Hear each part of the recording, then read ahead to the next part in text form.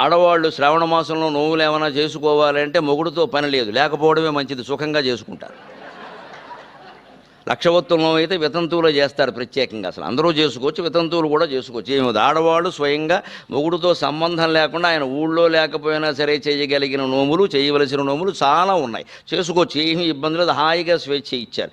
కానీ మొగాడు మాత్రం విఘ్నేశ్వర పూజ సహా, పుణ్యాహవచనం సహా, సత్యనారాయణ వ్రతం సహా ఏం చేయాలన్నా భార్య పక్కన ఉండాల్సిందే, లేకపోతే ఆ వ్రతం ఫలించదు అని చాలా స్పష్టంగా ఉంది శాస్త్రం.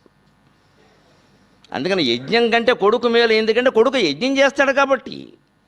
అందుకని దాన్ని కోడి పందాలు ఆడతాడు కాబట్టి కాదు. కొడుకు అనగానే కొడుకు అనకూడదు. మన వంశాన్ని, మన వారసత్వాన్ని, మన సంప్రదాయాన్ని కొనసాగించినప్పుడు కొడుకు దేనికండి పని లేక కొరువు పెట్టడానికా? ఊరికే కొరువు పెట్టడమేనా? కొడుకంటే ప్రయోజనం అదే అని ఆలోచిద్దామండి అందరం. కొడుకుల కోసం చచ్చిపోతున్నాం ఈవేళ. 2 కొడుకులు ఉంటాడు, 200 కోట్లు సరిపోయి, 2000 కోట్లు కావాలి.